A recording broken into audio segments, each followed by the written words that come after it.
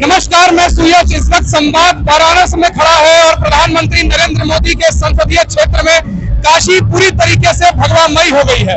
प्रधानमंत्री नरेंद्र मोदी लगातार 2024 के जीत का दावा कर रहे हैं, 400 पार का दावा कर रहे हैं और बनारस उस बात का साक्षी बनने को तैयार है कि प्रधानमंत्री नरेंद्र मोदी को वो 400 सीट जिताने के लिए तैयारी कर रहे हैं।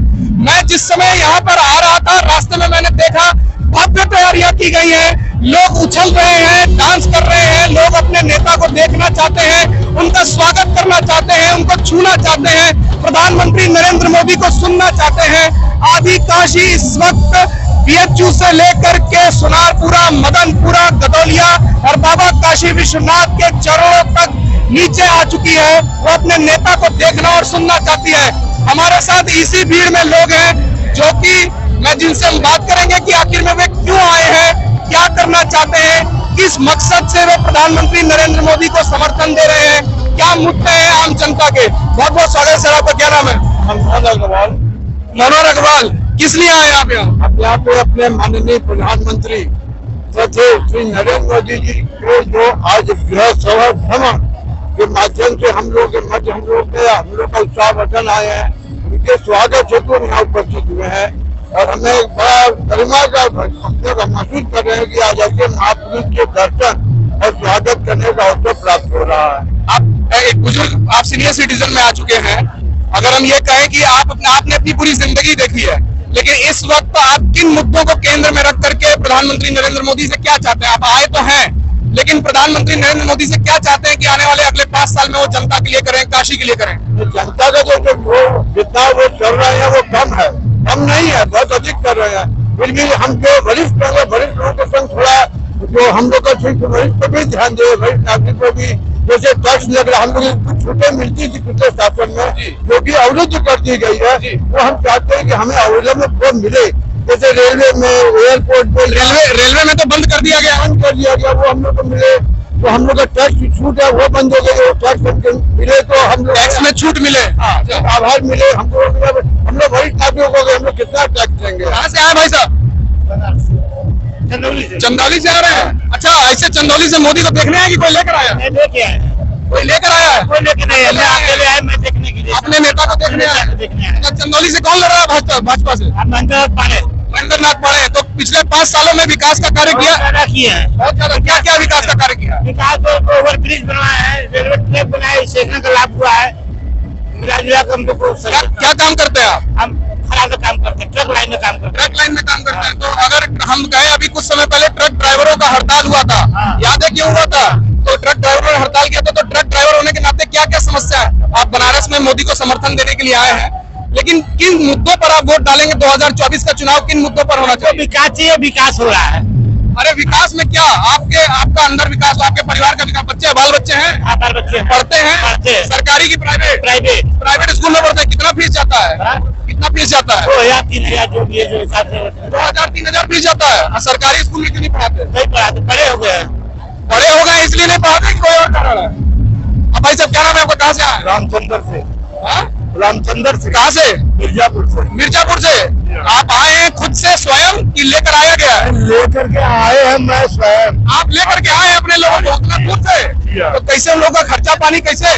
सब मेंटेनेंस करते हैं, हम करते हैं। अच्छा, मेंटेनेंस आप देते हैं? पार्टी की तरफ से कुछ जो है कि आपको जो है कि दिया जाता है कि आप लेकर के लोगों को आ रहे हैं? ऐसी कोई बातें नहीं है, पार्टी की तरफ से कोई सपोर्ट नहीं है। अच्छा, मिर्जापुर का विकास किया मोदी ने? अरे क्यों नहीं, जो चाय बना हुआ है, गंगा मिर्जापुर बनारस के बादल सटा हुआ गाँव है, बेटावर गाँव है।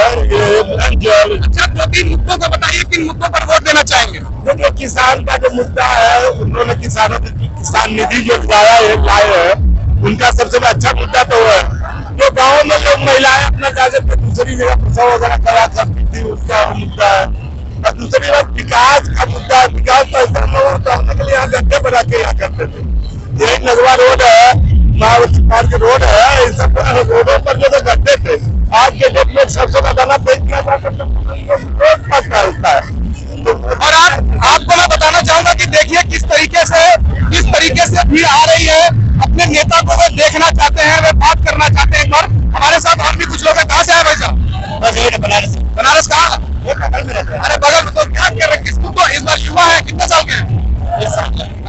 35 साल 35 साल तो अभी युवा में गिने जाएंगे।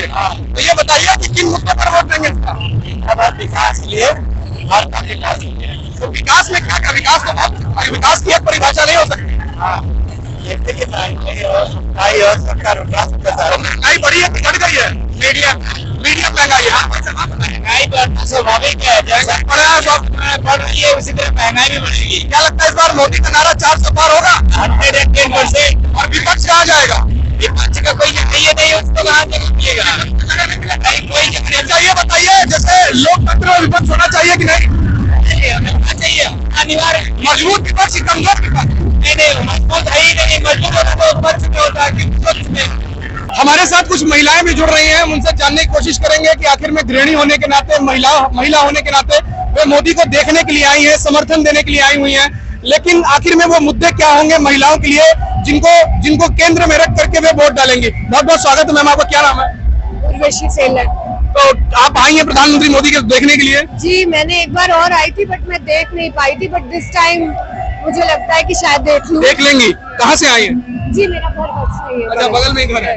ये बताइए कि इस बार प्रधानमंत्री मोदी ने 400 का नारा दिया है, महिलाओं को लखपति दीदी बनाने का भी वादा प्रधानमंत्री मोदी कर रहे हैं, लेकिन क्या लगता है कि महिलाओं के लिए क्या मुद्दे होंगे इस चुनाव में? किन मुद्दों पर आप वोट डालने के लिए जाएंगे? फर्स्ट ऑफ ऑल तो यहाँ पे जो है जितनी सुरक्षा है महिलाओं के लिए जो पहले नहीं थी, बट अब बनारस में थोड़ा चेंज आया है। इस कारण भी शहर की सुंदरता है, हम लोग को फ्रीडम है, इस कारण में। फ्रीडम तो पहले भी तो ऐसा थोड़ी ना था। नहीं, इतना नहीं था बनारस में। अच्छा, बनारस हम लोग रात को 10 बजे हम लोग को डर लगती थी, बट अब ऐसा नहीं है कि हम लोग को डर लगती है। हम लोग इजीली आ जाते हैं, चले जाते हैं, और फिर उसके बाद मोदी जी जरूर 400 पार जाएंगे। आप देख लीजिए जितनी भीड़ है, मुझे नहीं लगता कि उत्सव का माहौल है यहाँ पे। बनारस ही नहीं, अभी तो पूरे वर्ल्ड में पड़ा है। अच्छा, प्रधानमंत्री मोदी जी के आ जाने से मेरा नाम पंकज तिवारी है। ये इनको देखिए, पटका पहन कर आए हैं मोदी का, और काफी बड़े भक्त लग रहे हैं। मोदी जी ने काम किया है इसलिए हम उनके भक्त भी हैं। मोदी जी ने काम किया। अच्छा, कोई 5 विशेष काम उनके गिनाइए जिसको देख करके आप उनसे प्रभावित हुए सबसे ज्यादा।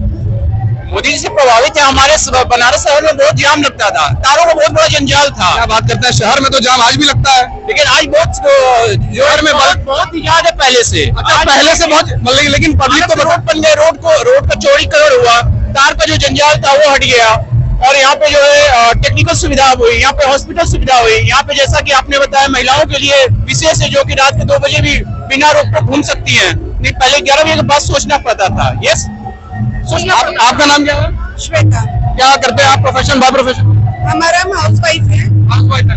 तो हाउस वाइफ होने के नाते विपक्ष का कहना है कि महंगाई बहुत बढ़ गई है, तो आप हाउस वाइफ होने के नाते क्या आपको लगता है कि सच में महंगाई एक मुद्दा है इस चुनाव में? देखिए, महंगाई तो हर साल बढ़ती है, लेकिन इसको हर साल मुद्दा बना के आप मोदी जी के अगेंस्ट नहीं बोल सकते, क्योंकि नारी सम्मान, नारी शक्ति के लिए उन्होंने जो कार्य किए हैं वो आज तक किसी पक्ष ने नहीं किया। कौन से कार्य आपको नारी शक्ति के लिए मोदी के पसंद आए सबसे ज्यादा? देखिए, आज नारी सम्मान में सबसे ज्यादा है कि हर क्षेत्र में उन्होंने नारी को आगे किया है। चाहे आप विज्ञान ले लीजिए, चाहे आप किसी भी वोटिंग में ले लीजिए, सब चीजों में आज उन्होंने नारी को ही पहले आगे किया है, उनके कार्यों की सराहना की है, और आज तक हमें नहीं लगता कि किसी ने इतना ज्यादा कार्यों की सराहना करके नारी को आगे किया था। लेकिन जब पहले की सरकारें होती थी, जब कांग्रेस की सरकार रही, और भी सरकारें देखी है इस देश ने, आप लोग ने देखी होगी, लेकिन महंगाई का मुद्दा हर साल हर चुनाव में बनाया जाता था। लेकिन आखिर ऐसा क्या हुआ कि ये परसेप्शन बदल गया कि महंगाई बढ़ती रहेगी, लेकिन हम हर साल इसको मुद्दा नहीं बना सकते? ऐसा क्यों हुआ? ये परसेप्शन क्यों? क्योंकि डेवलपमेंट इतना हुआ है, आप देख लीजिए शहर का डेवलपमेंट, और होता ही जा रहा है। आज जीएसटी आया, जो भी है, लेकिन जो हमारा डेवलपमेंट भी हो रहा है, जो ग्रोथ हो रही है, तो सरकार को भी कहीं ना कहीं उन चीजों पे ध्यान देना है। उसके लिए आप सोचेंगे कि हर चीजों में अगर जीएसटी लगा तो वो महंगाई बढ़ गई, तो नहीं, उसमें डेवलपमेंट को भी ध्यान देना चाहिए। क्या आपके बच्चे हैं? आप कितने बेटा, एक बेटी है। कौन से स्कूल में पढ़ते हैं ऐसे? मेरी बेटी संध्या कन्या विद्यालय में है, और बेटा मेरा वेलम से पढ़ा है, अभी बॉम्बे में है। तो प्राइवेट स्कूल से पढ़ाई हुई? अच्छा, एक सवाल, हम गृहिणी होने के नाते एक बहुत साधारण सा सवाल, नेताओं के बच्चे हमेशा प्राइवेट स्कूल में, या पैसे वालों के, या जो लोग पैसे कमा रहे हैं, जो अभी खुद में ही नहीं पढ़ पाए, वो अपने बच्चों को अंग्रेजी में बोलना सिखाना चाहते हैं, वो प्राइवेट स्कूल में भेजना चाहते हैं। तो आखिर में सरकारी स्कूल का विकास क्यों नहीं आज तक हम ये कहें कि गरीब बच्चों का या नेताओं के बच्चे क्यों नहीं पहुंच पाते? आपको लगता है कि होने चाहिए नेताओं के बच्चे भी सरकारी स्कूल में? सरकारी स्कूल में नेताओं के बच्चे होने चाहिए, लेकिन सरकारी स्कूल में पहले जो शिक्षक है उन पे ध्यान देना जरूरी है। क्योंकि आप सरकारी स्कूल में ज्यादातर देखिए कि अगर आप अचानक से पहुंच जाएं तो वहाँ पे शिक्षक ही आपका बेस ही कमजोर है। अगर शिक्षक, देखिए हम एक बात नॉर्मली करें अगर आमतौर पे, कि हम ये कहते हैं कि हर शिक्षक जब कोई तैयारी कर रहा होता है तो तैयारी करके कंपटीशन निकाल के तब शिक्षक बनता है। आपने कहा कि सरकारी व्यवस्था में हम ये देखते हैं जब अंदर जाएंगे तो शिक्षा अच्छे से नहीं दी जा रही या व्यवस्था अच्छी नहीं है, आपका यही तर्क है। तो व्यवस्था को दुरुस्त करने का काम किसका? सरकार का। तो आखिर में कहीं ना कहीं सरकार केंद्र में आती है कि सरकारी व्यवस्था या सरकारी चीजों को दुरुस्त नहीं किया गया है। हाँ, ये हम मानेंगे कि सरकार आती है केंद्र में, चीजें धीरे धीरे होती है ना, हर चीज का आप अचानक से तो हो नहीं जाएगा। ये देखिए भ्रष्टाचार तो मिटा है ना। अच्छा, भ्रष्टाचार मुद्दा है इस बार? हाँ जरूर, भ्रष्टाचार मुद्दा है। न खाएंगे न खाने देंगे, मोदी जी का तो ये है ना। लेकिन उनके पार्टी में तो ऐसे कई लोग हैं जिन्होंने लाखों करोड़ों के घोटाले किए हैं और आज वो लोग अपने मतलब प्रधानमंत्री मोदी की पार्टी के साथ जुड़ गए हैं, तो उनको अब ईडी का समन नहीं जा रहा है या अब उनको उनके पीछे पुलिस नहीं पड़ती है, ऐसे बहुत लोग हैं। तो ये भ्रष्टाचार मुद्दा बनेगा, आपको लगता है? नहीं, मुझे तो नहीं लगता। मुझे तो लगता है मोदी जी की सरकार में भ्रष्टाचार, जो विपक्ष है जो इसने इतना किया हुआ है, कांग्रेस की सरकार ने इतना भ्रष्टाचार था, उसको साफ करने में भी तो टाइम। भ्रष्टाचार है अभी? भ्रष्टाचार तो है, अब जीरो तो नहीं हो सकता। अच्छा, भ्रष्टाचार कभी खत्म, चलो कम से कम आप इस बात को तो मानते हो कि भ्रष्टाचार जीरो नहीं हो सकता? जीरो नहीं हो सकता। अच्छा, बाकी भक्तों की तरह आप नहीं है, हमको जान के खुशी हुई। हाँ। तो जीरो तो नहीं हो सकता? जीरो नहीं हो सकता। लेकिन कंट्रोल हुआ है? बहुत कंट्रोल हुआ है। कैसे, आपको कैसे लगता है कि भ्रष्टाचार में कटौती हुई है, कंट्रोल हुआ है? भ्रष्टाचार में काफी जो है कि हद तक जो है कंट्रोल हुआ है। लोग अब चीजों से डरने लगते हैं कि भ्रष्टाचार नहीं करना है। जैसे भी एक रोड का काम ले लीजिए, रोड का काम नितिन गडकरी जी ने बहुत अच्छे से किया और लगभग 50 लाख करोड़ से ऊपर का काम हुआ है। ये बात सही है, नितिन गडकरी एक अच्छे नेता नहीं लगे हैं और ये एक एग्जांपल है इस तरह से। लेकिन ऐसा नहीं है, नितिन ने महंगाई पे बोला है, तो महंगाई पे आज बहुत से पहले घरे होते थे जिनका प्लास्टर नहीं हुआ होता था, आज उतने ही डिजाइन का घर बन रहा है। आज उससे ज्यादा महंगी गाड़ियां जो है रोडों पे घूम रही हैं और किसी का गाड़ी घर पे नहीं खड़ा है। आज कोई एक कदम पैदल नहीं चलना चाह रहा है। अगर महंगाई होती तो शायद लोग गाड़ियां इतनी नहीं खरीदते। और जो आप बोल रहे हैं मोदी जी 400 के पार आएंगे, तो मैं कह रहा हूँ 404 के पार आएंगे, क्योंकि हमारी एक सिस्टर आई हुई है जो अपने पैरों पे तो नहीं चल के आई है। अच्छा, इनसे ही बात करते हैं। अच्छा, आप ये देखिए कि अपने नेता को देखने के लिए किस कदर दीवानगी है कि जो दिव्यांग हैं, जो नहीं चल पा रही हैं। प्रधानमंत्री नरेंद्र मोदी ने उस समय नया नाम दिया था, इनको दिव्यांगजन कहा था और उनको कहा था, इनको सुविधाएं भी कई प्रकार की दी गई थी। सुविधा मिली है सरकार की तरफ से? बहुत सारी मिली सुविधा। कैसी सुविधाएं मिली आपको? हॉस्पिटल में मिली है, जॉब का मिला है, सरकारी चीजें मिली है, बहुत सारी चीजें ऐसी। अच्छा, प्रधानमंत्री मोदी का कौन सा कार्य आपको पसंद आया? कोई एक कार्य आपको पसंद आया होगा?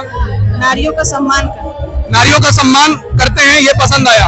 अच्छा ठीक है, 400 पार जाएंगे इस बार? यस, जाएंगे। 400 पार जाएंगे क्या इस बार? लगता है 400 पार प्रधानमंत्री मोदी करेंगे? 450 500 पार होना चाहिए। 500 पार होना चाहिए, ऐसा क्यों भाई साहब, क्या पसंद है? रैली देखिए ना, ये देखिए क्या है, हर हर मोदी, घर घर मोदी, मोदी मोदी। आइए बाहर देखिए क्या पोजीशन है, हजारों लोग का यहाँ से लेके वहां तक पूरा मेला लगा हुआ है। अच्छा, तो कौन से ऐसे काम आपको पसंद है जिसके हिसाब से 500 पार होना चाहिए? कौन सा काम उन्होंने नहीं कराया, आप खुद देखिए बनारस में कहाँ देखा कॉरिडोर से लेते हुए। नहीं, भीड़ एक अलग बात होती है। ये नहीं, कॉरिडोर का आप काम देखिए, आप रिंग रोड का काम देखिए। अच्छा, भीड़ पैसे देकर नहीं आई है? हम लोग खुद आए हैं। आप लोग तो लोकल हैं। हम लोग तो बहुत आलसी है, लेकिन खुद आए। लेकिन अच्छा, और आपने और क्या? साल पहले यहाँ बिजली की व्यवस्था ऐसी खराब थी कि पूरे 24 घंटे में 4 घंटा बिजली हुआ करती थी। लेकिन अखिलेश यादव तो कहते हैं बनारस में बिजली उन्होंने दी। बोलने दीजिए, हम लोग पब्लिक है ना, हम लोग तो बेकार की फालतू बातें करने को फर्क नहीं है, लेकिन हम लोग जान रहे हैं कि मोदी जी ने क्या काम किया। मत दीजिए ना, कांग्रेस का नाम नहीं ले। अरे तो विपक्ष नहीं बचेगा तो कैसे लोकपाल पत्थर में जाए। अगर आपको अपना परिवार चलाना है, पाकिस्तान की बात करनी है, चाहे ममता बनर्जी हो, चाहे लालू को लड़का हो, चाहे अखिलेश ओवैसी हो, ये सब देशद्रोही है। देशद्रोही है सब, और क्या? लेकिन इसी देश की जनता उनको भी तो वोट देके जिताती है। अरे भैया, जिसका दुकान दौरी चल रहा है, खाना पीना चल रहा है, तो करवे करेगा ना काम। अच्छा, आप विपक्ष को कह रहे हैं कि विपक्ष ना हो तो लोकतंत्र होना चाहिए ना? लोकतंत्र सब ठीक है, जो अपने बाप का नहीं हुआ अखिलेश यादव, अच्छा, तो हमारा आपका होगा। ऐसे कैसे? अरे अपने पिताजी को हटा करके बाबू उसका मुख्यमंत्री बनाया, और राशि हासिल बना के लिए कोर्ट में चला गया, सुप्रीम कोर्ट। अच्छा, अब अपने चाचा को निकाल दिया। जब प्रधानमंत्री मोदी का कोई 3 काम बताइए जो आपको पसंद। 3 काम नहीं, 300 काम, 3000 काम बता देंगे। अभी 3, केवल 3 बता दीजिए। कहाँ के शहर के पूरे देश के बारे में आपको जो पसंद आया हो मोदी का 3 काम। सबसे पहला काम यह है कि इंटीग्रेटेड पावर डेवलपमेंट स्कीम के तहत जी उन्होंने अंडरग्राउंड केबल बिछवाया, अच्छा ठीक है। पूरे बनारस में जाल हटवाया, एक काम, तारों का जाल हटवाया। प्रधानमंत्री नरेंद्र मोदी आ चुके हैं। हम कहेंगे अपने कैमरामैन से जूम करने को, हम अपने कैमरामैन से कहेंगे जूम करने को कहेंगे। वो जा रहे हैं, आप देखिए प्रधानमंत्री नरेंद्र मोदी जनता का अभिवादन स्वीकार कर रहे हैं। उनके साथ उत्तर प्रदेश के मुख्यमंत्री योगी आदित्यनाथ है। वे जीत का सिग्नेचर विक्ट्री दिखाते हुए वे जा रहे हैं, अभिवादन स्वीकार कर रहे हैं। ये अपने आप में बताता है कि प्रधानमंत्री नरेंद्र मोदी का जुड़ाव जनता के साथ क्या रहा है। जनता उनके लिए मर मिटने को तैयार है। मर जाएंगे लेकिन मोदी सरकार लाएंगे। हर हर मोदी, जय मोदी। अच्छा, मतलब मर जाएंगे, मिटने को तैयार है, लेकिन मोदी सरकार आएगी, 400 पार होगा, इसमें कोई नहीं रोकेगा। इसके लिए कुर्बानी भी दिया जाएगा, तो कोई दिक्कत नहीं। मोदी के लिए कुर्बानी देने को भी तैयार है। तो ये एक काशी जिसको उठाती है वे रंग से राजा बना देती है। 2014 में प्रधानमंत्री मोदी ने कहा था कि वे गंगा माँ के पुत्र हैं, और यही गंगा माँ का पुत्र जब आज काशी में आया है तो उन्हीं गंगा माँ के किनारे रहने वाले उनके भाई बहन उनके स्वागत में जमकर आए हुए हैं। ये बात सही है कि प्रधानमंत्री नरेंद्र मोदी ने जिस तरीके से पिछले 10 सालों में काशी में विकास कार्य किए हैं, जनता उस बात से खुश है। जनता उनको देखना चाहती थी। कई एक ऐसे कार्य हैं जो प्रधानमंत्री नरेंद्र मोदी ने किए हैं, और कई एक ऐसे कार्य हैं जो वे बताते हैं कि उनको करना है। जय श्री राम के नारे लग रहे हैं, प्रधानमंत्री नरेंद्र मोदी को 400 पार करना है, ये बात बताई जा रही है। और भी कई एक ऐसे काम है। आमतौर पर यह देखा जाता है कि जिस तरीके से विपक्ष राजनीति करता है और प्रधानमंत्री मोदी करते हैं, उन दोनों में एक अलग चीजें देखने को मिलती है। तो यह काशी की जनता महिलाओं को खड़ा रहने के लिए भी परेशानी होने पर देखना पड़ रहा है, खड़ा नहीं रह पा रहे। क्या नाम है भाई साहब आपका, कहाँ से आए? महेंद्र तिवारी, बनारस से। किन मुद्दों पर आप वोट देंगे इस बार? आपको क्या परेशानियां है जो प्रधानमंत्री मोदी से आप कहना चाहेंगे? मोदी से ही कहना, मोदी से कुछ कहना नहीं है। मोदी एकदम सही दिशा में चल रहे हैं। अच्छा, जो इंडिया गठबंधन वाले हैं वही उल्टा दिशा में चल रहे हैं। तो इंडिया गठबंधन तो कह रहा है इस बार मोदी हार रहे हैं। अरे वो बकवास है, मुंगेरी लाल के हसीन सपने हैं, वो सपना देख रहे हैं। सपना देख रहे हो लोग? सपना ये सब लाइट है, लाइट भी खत्म है, सब धरती। अरे ये बताइए, आप प्रैक्टिस कर रहे हो, राहुल गांधी अंडरस्टैंड बोलता है हमारा संस्कारिक देश है, यहाँ सभ्यता पैदा पूरे विश्व में जाती है। हमारा सबसे बड़ा ग्रोथ हमारा बढ़ रहा, पूरे विश्व की निगाह हमारे इंडिया पर लगी हुई है, भारत पर। क्या अखिलेश की बात करें, क्या शिवपाल की बात करें, क्या किसी की बात करें, लालू के लड़के की बात करें। अच्छा, आप बहुत ज्यादा मोदी समर्थक लग रहे हैं। समर्थक नहीं, हम तो हमारे राजा हैं, तो उनके अंदर भगवान का अंश है। आप उनको, अच्छा मोदी को भगवान बता? अरे भगवान का, जो राजा होता है भगवान का अंश होता ही है। अच्छा, अरे मोदी जी तो हमारे कलयुग के भगवान है। आपको नहीं लगता लोकतंत्र में किसी व्यक्ति को भगवान बना देना ठीक नहीं? क्यों? हमारे हनुमान वही है। भगवान ने तो हमारा हनुमान कम भी नहीं है। भगवान ने तो भगवान से कम भी नहीं है। है हम लोगों का, हम लोग श्रद्धा है। तो ये है काशी की जनता जो अपने नेता को भगवान भी बता रही है, राजा बता रही है, देखना चाहती है, मर मिटना चाहती है उनके लिए। ये सभी लोग बता रहे हैं कि 400 पार इस बार करके रहेंगे। अब ये तो मालूम चलेगा कि 4 जून को कि काशी की जनता ने किस तरीके से मतदान मोदी के लिए किया है और पूरे देश की जनता ने प्रधानमंत्री मोदी के लिए किया है। क्या 400 पार का नारा केवल नारा रह जाएगा, या फिर 400 पार ऊपर चले जाएंगे और राजीव गांधी का भी रिकॉर्ड टूटेगा? देखते रहिए संवाद, बने रहिए संवाद के साथ। सब्सक्राइब कीजिए, फॉलो कीजिए, शेयर कीजिए।